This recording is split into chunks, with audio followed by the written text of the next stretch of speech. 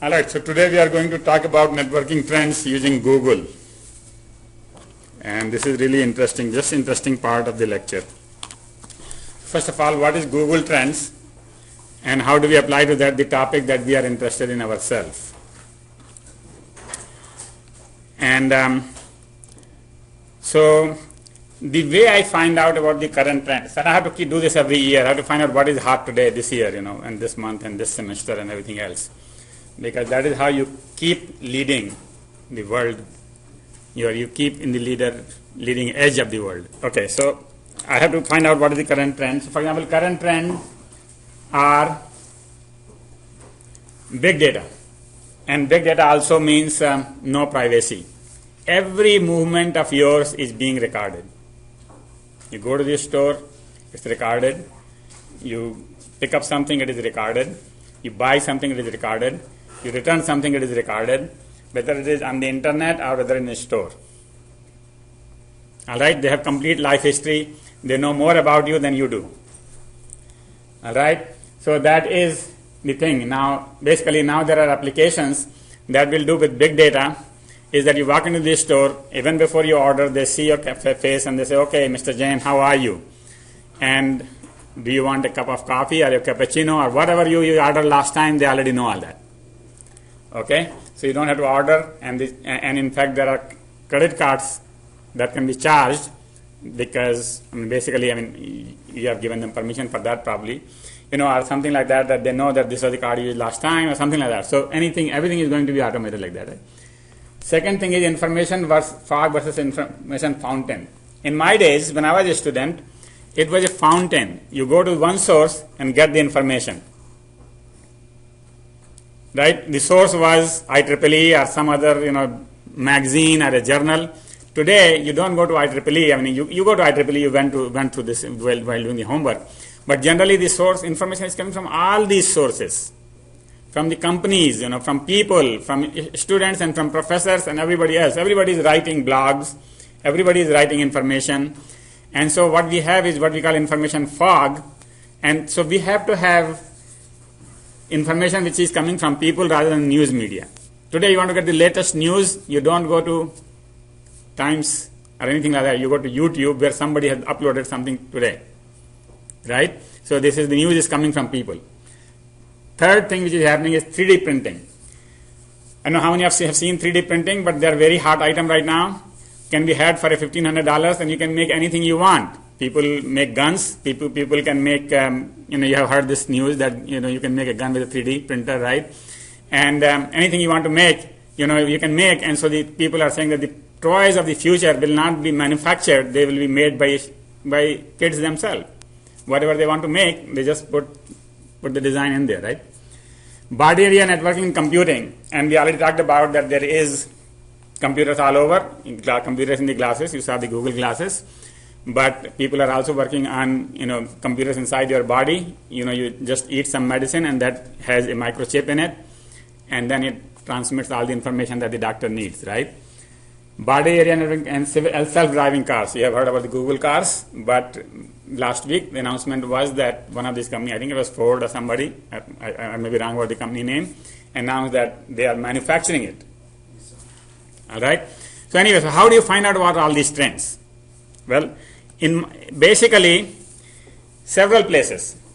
If you are a professional like me, then you go to IEEE, IETF or ITU. And this is what I used to do. Every year I will make one visit to IEEE meetings, one visit to IETF meeting, and if possible to ITU. ITU is closed. The other two are open. Anybody can walk in, pay $800, and you are in. For ITU, ITU is International Telecommunication Union, and therefore you have to be somehow related to some government or some big company or something like that. So for a person like me, it's not possible. So, but the thing is, the reason I go there is to find out what is going on, what are they working on, and that is the latest thing. Another thing you look is NSF. You are a professor, you generally look at what is NSF funding this year, and every year they have a new area coming in, and that is the area that you want to be in, right? Venture capitalist. If you want to get a startup, if you are thinking of starting a company, then where you look up? You look up at the venture capitalists. You look at the VCs. What are they investing in? And there is, you go to the website and they tell you what they are investing in, right? But what the VCs do. VCs do the same thing. They go to other VCs and see what are they funding. And if one VC funds something, other VCs will just line up behind them. And so they have a big herd mentality because they are not technical people. They are just, basically financial people. So how they find out what is happening in the technology? They think somebody else knows it. And so the top VCs, whatever they invest in, the bottom VCs and the medium VCs, they will all invest in the same thing. That's why that herd mentality. They're like a sheep herd. Energy analytics company. And then you go to, if you are a big company like Cisco or HP, where do you go to find the trends? You buy a Gartner report. Right? And the Gartner reports come for $4,000 or $5,000. You can buy them on Google too, it looks like. But they're several $1,000s, so you never get to that part of the Google, of the Amazon search. And so that is the place where Cisco and other companies go. But I found out that Google search is also a good indication of the trust, of the trends. And so, for example, last time I showed you this graph of Gartner hype cycle, and it was interesting when I did my own search last week, that these topics came up exactly the same place on Google as well. So you find out how many people searched for big data, how many people searched for cloud computing. It was so amazing to me that Google search gives you the same information. And that's why I prepared this lecture. So what is Google Trends? Google actually has a place where you can go and you ask how many people have searched for this term for how long, for over a period of time. So you can get the whole graph of time versus this is the time and this is how many people searched for this. So I have taken the example of Barack Obama. Okay, so you can see that not many people knew him before, but there was a peak of people who wanted to know about him in November 2008. Why? You all know that, right? And basically he was elected as a president, and so everybody wants to know all over the world. And so that is the peak. Now, interesting thing is that Google not only tells you where the peak is, it tells you why or what happened in that time. So they have A, B, C, D marked. So this is really good. So it tells you what happened, what event news happened that day related to Barack Obama. So you can figure out that. Then it also tells you where in the world they came from. Right? So some areas are dark, some areas are light. You can see that most people from Africa were very interested. Of all places. And this is really surprising to me that so many people from Africa are interested in finding out who Barack Obama is as compared to China or Russia or something like that. That is all blank. Right? Of course, US is interested and so on and so forth. Right? So this is very interesting. So this is actually led me to think that we should all know about Google Trends, and then let's try what happens to our terms. So first term I searched is data center network. All right? And you can see that from 2004 to 2013, it's just hovering around at the same place. By the way, this graph is all the graphs that you will see, and all the Google Trend graphs are all scaled to 100%. 100 is the maximum. All right? So wherever the maximum was, it's almost the same. So it has not gone down or up. This is something that is continuing. All right? And where are people interested in it? This, by the way, the whole thing is USA. This is Alaska, is part of the USA. So that is USA and then India. Period. So what is happening in the rest of the world? They're not interested in data center. I don't know. But this was something that I found time after time after time, that there's a lot of correlation between India and USA. And I could only come up with this explanation that maybe all the people who are working in IT in India, they're working for USA actually. They are working for the US companies. So whatever is happening in the United States, they are working over there and trying to find out what's happening in software-defined networking, what's happening in this and that. So this is a direct relationship between the two countries. So here it is. You can see that rest of the things are kind of blank except for those two, data center networking. And then I moved on to network virtualization.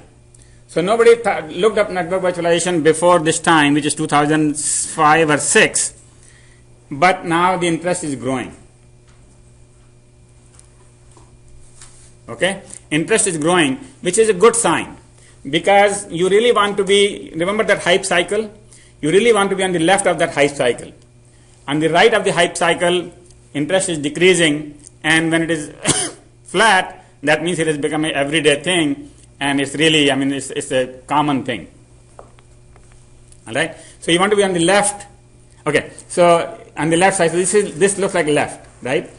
And again, this is the same two countries show up, and it's quite possible that this data is biased, that Google doesn't go to other countries, but I would be really surprised if people in Europe don't use Google.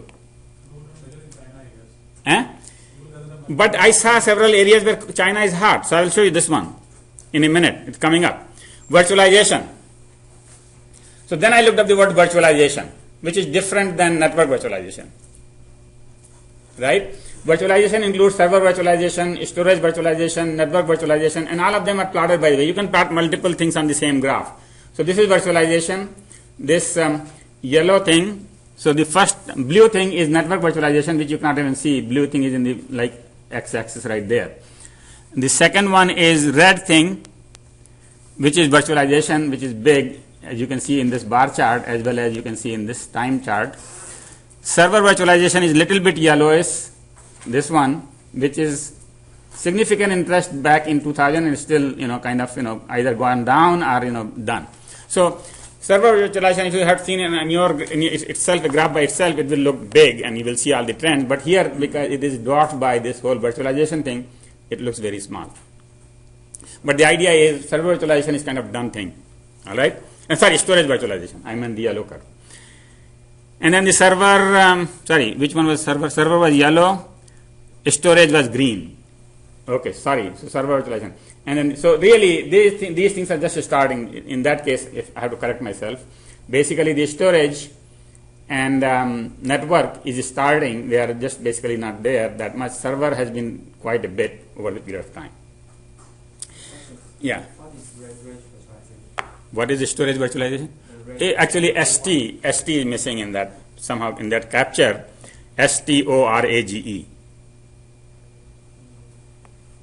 Storage. The green line. Green line is storage virtualization. Cut off by Google. Basically, they have fixed size there and couldn't put all the words. Storage virtualization. The next one is server virtualization, and so on and so forth, right? Okay? Yeah. All right. And you can see that there is some interest in some European countries here. And by the way, these graphs are very interesting because you can just check on those points and they will tell you what country that is. Okay? So that is good. All right. Next is SDN, software defined networking. Now, software defined networking started in 2011 kind of things, right? And it's still building up. Right? This is something that is very new and hot. And what happened on that day, actually? So if you look at the day it was announced, this started is May 21st, 2011. Open Networking Foundation was found. ONF was found. Then when the SDN came out into the real world, and everybody is now curious. By the way, I was in that meeting, and I also heard about SDN there, and I also got influenced, and I also started research, in that topic. So basically, these things are they just feed into each other. And software-defined networking, by the way, you can look up different words and it will give you a different number of searches, obviously. Some people search for software-defined networking, some people search for software-defined network, some people search for SDN. And so you really have to search for all variations. Google does give you answer depending. If you search for SDN, it will probably give you answer for all three, but I think it keeps a separate count of how many people look for SDN. All right? So Google, so that basically is SDN. OpenFlow. So OpenFlow is another hot topic which is part of SDN. We will talk about that when we go to the SDN lecture. That started much earlier. Okay, that started around 2004, and maybe it looks like 2004 is the time when Google started keeping statistics. So nothing starts before that, but it's still going up and then came down recently. Okay, past the peak, and the peak was at the Open Networking Summit last year. So basically, and I was at that meeting too. ONS April 2012, I was at April 2013 as well. So April 2012, people started basically discussing SDN in more general terms than OpenFlow. So OpenFlow has now, is decreasing. But look at the curve here. This little thing is hot, and that is Japan, Korea, and Taiwan. Okay, Japan, Korea, and Taiwan have interest, and China is hot too. Here, you see this graph. China is very much interested in SDN, and of course, one thing which I can't understand is where is Europe in all this? I mean, there is more interest in Africa in SDN than in Europe. All right. Then I went to cloud computing, and cloud computing, you see, just like in the Gartner graph, cloud computing is past the peak, way down there, and the searches are exactly following that thing, and mostly interested in India, but there's no interest in USA left. That much interest left in USA. In USA, it is a commodity. There are hundreds of cloud companies, and so I mean, the cloud is become everyday thing. And when we go to the cloud lecture, you will notice that you use cloud 100 times a day. Everything that you do today is on the cloud. So it has become commodity. It's not really hot in here, right? But all those services are provided by these IT companies in India, so that's why it is still hot there. And interestingly enough, I see some hot spots in Africa. Okay, but moving on to big data.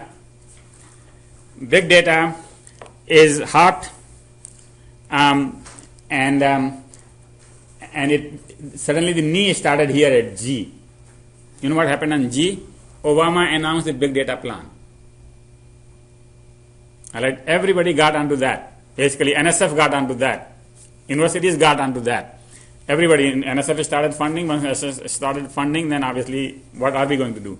We are going to do research on big data, right? We are going to go to Google and start looking, and so basically, that is the point when the thing started, and that G point is March 27, 2012, just a year and a half ago, 15 months ago.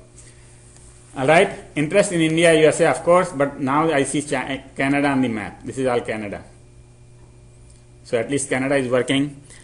Some interest in Australia, and I see some South American country here. Obviously, there is some in Brazil. So basically, you can start seeing where the people are interested in what topic, right?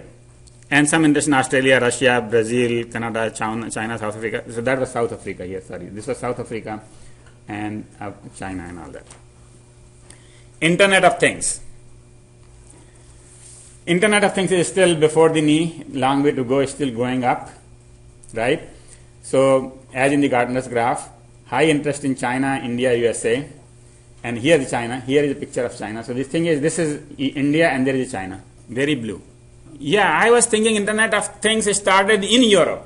Yeah, it is very hard in Europe still. Yeah, but it is only hard in the research community. Maybe I don't know why it is. Huh?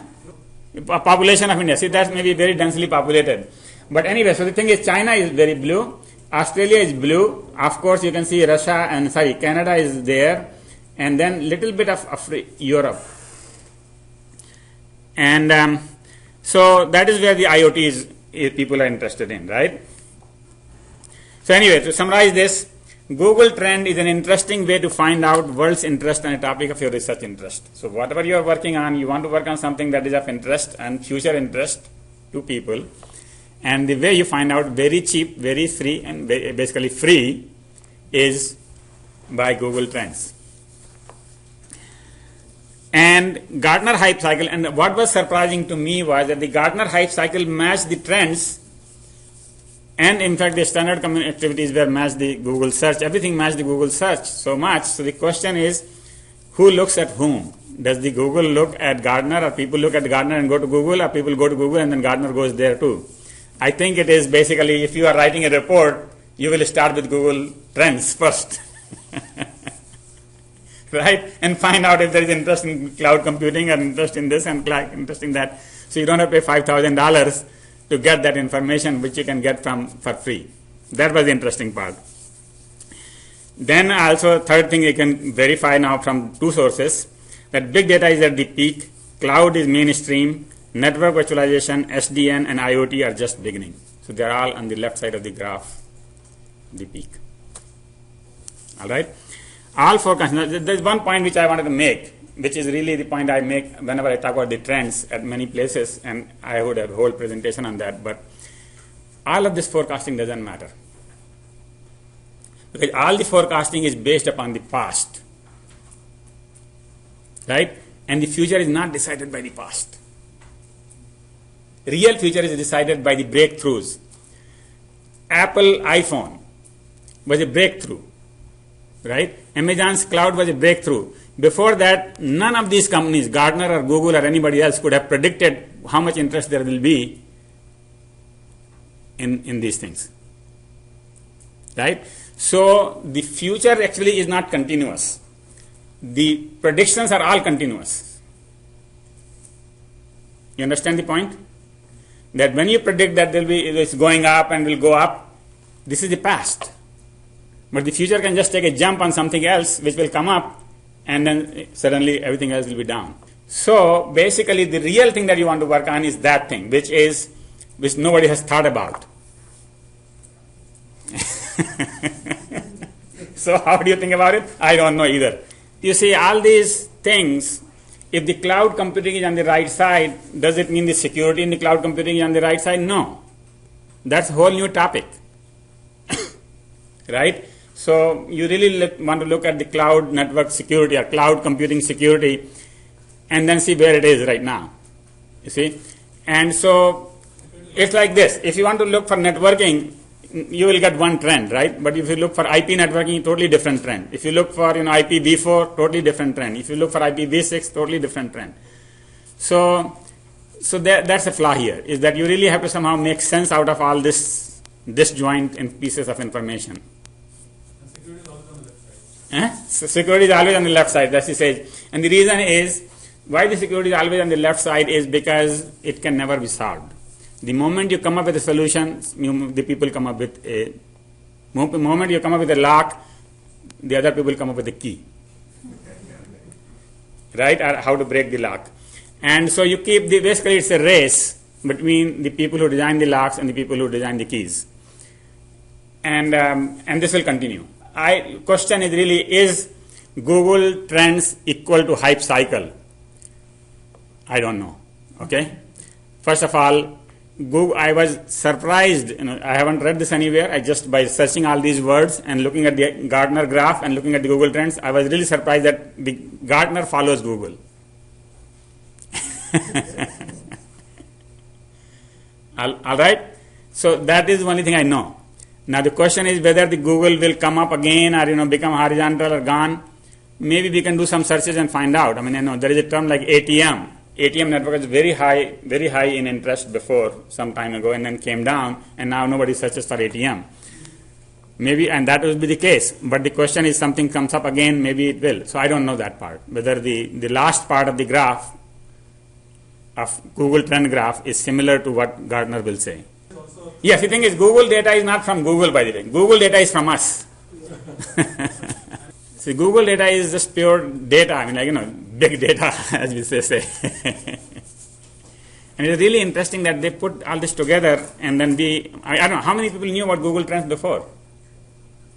One person.